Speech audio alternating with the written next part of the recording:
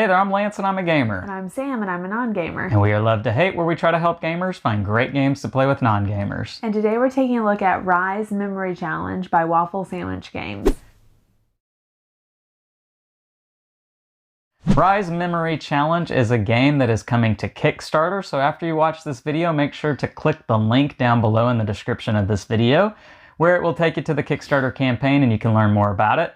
But as you might guess, this is a card game that is memory-based. It has a lot to do with remembering the order of cards that are in front of you. But there's more to it than just that. This has got some elements of Uno at play, where you are matching colors, or you're matching numbers or shapes. And you want to try to remember what cards are what so that you can play your cards before everyone else. Let me show you how it works down below, and then we'll come back and we'll share our thoughts on it as a gamer and non-gamer. All right, here's Rize Memory Challenge on the table. Now, I do want to start by letting you know everything you see here is prototype. The final artwork components and maybe even some of the rules may be different once it's released from crowdfunding.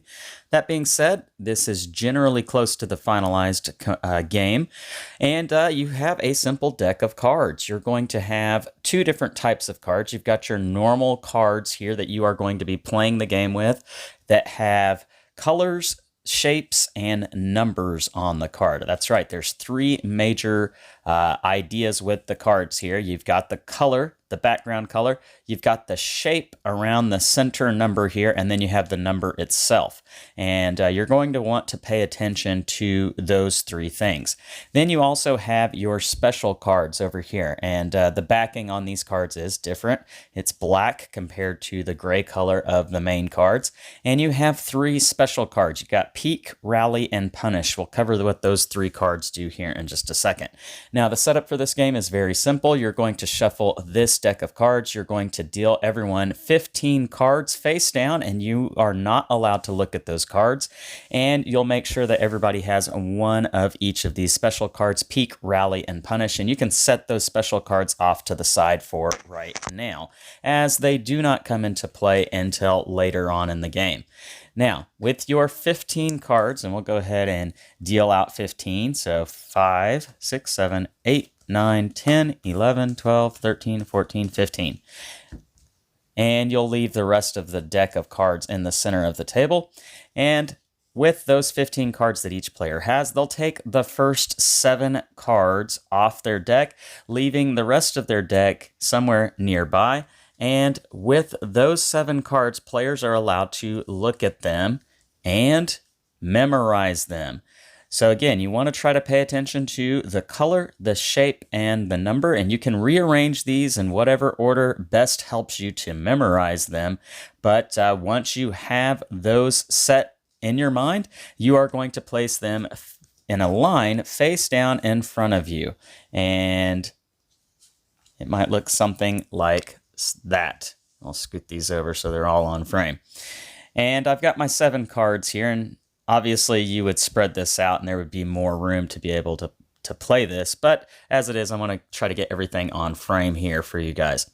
And you'll have a person be the start player, and that player will flip the top card of the draw deck, and they will have to decide if they believe they have a card in their line that either matches the color, the shape, or the number. And if they do believe they have a card, they'll select that card from their line. And I don't remember any of these cards, so we're just going to guess this one here. And unfortunately, I was incorrect, as the green does not match the brown, the 3 obviously doesn't match the 7, and the square does not match the plus sign.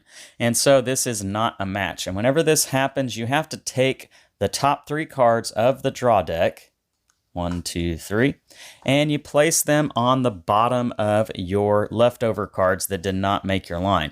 So essentially, I now have more cards that I'm working through, because ultimately what I'm trying to do is I'm trying to be the first player to play all of my cards, including the cards in my draw deck. So you don't want to be incorrect. And then it would go on to the next player, and the next player would have to play off the card that I played. And they would make the same choice, and maybe they get something correct. we match the plus sign here. And that's good because whenever you make a match, you do not have to draw off the top of the deck, and you just keep playing the game. It would go on to the next player, and eventually there will be a time when someone has 3 or fewer cards in their active line. And when this happens, they have a choice to make. They can choose to draw from their deck till they have 7 cards in their active line. So in this case, maybe I do elect to do that, and I would draw 4 cards. Now, when someone chooses to do this, all players have to do it. And so everyone else at the table would have to draw from their draw deck up to 7 cards. And so that number is going to be different for each player, but you will get 30 seconds to look at your new cards that you drew from the deck, add them somewhere into your line, and so maybe something like that, and you would continue the game. And that's just it. That's all there is to this game. You want to try to get through your cards, playing all your cards. Now, after the first re-up, after the first drawing back up to 7 cards, then the special cards come into play. And so again, each player has one of each of the special cards, and you can play these whenever you want on your turn. So again, this is after the first someone drawing back up to 7 cards. So let's cover what each of these do. The peek card, you're allowed to play this, and you'll be able to peek at your cards, being able to look and remember what your cards were that you've played face down. The punish card is just that. It's going to punish another player. So you're going to play this card and pick another player at the table, and you will point at one of the cards that are in their line. And so this obviously would look flip-flop if I were looking at someone's line here and pointed at this card, for instance. Whatever card you point to, that player has to move that card to the end of their line, the very far right side of their line. So obviously that switches up the order that they've played their cards.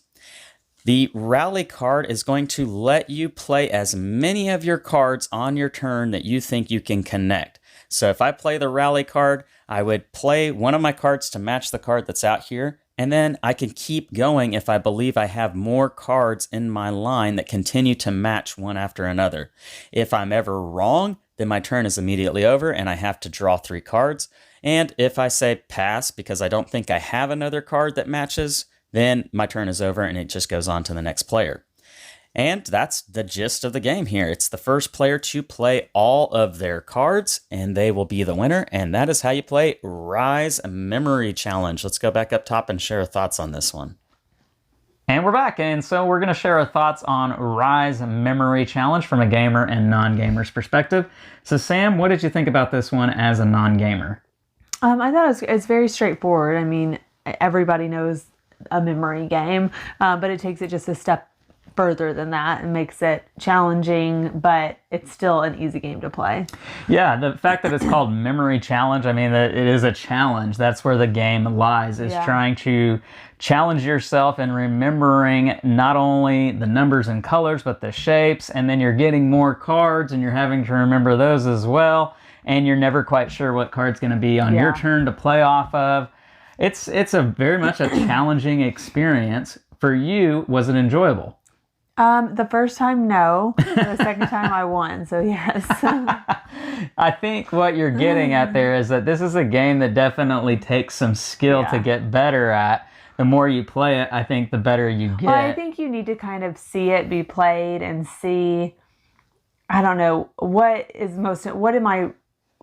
what needs to be remembered the most. Okay. You know, I think like I didn't really pay attention the second time around. I didn't really pay attention as much to the numbers. I tried to do color and shape. That's funny or interesting. Yeah. And I don't know if that was helpful or not. I just happened to win. But I think the first time you're trying to remember everything, and that's not really possible. Yeah. I think definitely as you play this game, you pick up on some little tidbits here and there that help you do better at it. Like you're saying, the first time I played, I wanted to try to remember everything, and you can't. Yeah. There's just too many things, and before you know it, you start to realize I can't remember anything at all, and then you're lost. Yeah. But then you pick up some tips. Like the designer of the game said that he told me one of the things he likes to do is he does Roy G. Biv, with his colors. He orders them by the color of the rainbow. I didn't think about that. I've done mine by the order of the numbers. See, it's funny. I don't try to memorize the numbers, but I ordered them by number. Yeah. Yeah, I did too. So I don't know. There's different ways to do it, and it's interesting because each person does it slightly different, and they play the game slightly different, and some people are more skilled at it than others. But all in all, I found it to be a pretty enjoyable experience because I'm not just competing against Sam, I'm competing against myself. And really it's a matter of how confident am I in thinking I know what I know? Yeah. And 9 times out of 10, I don't know what I know. And so it's a good thing that I'm not so confident in myself.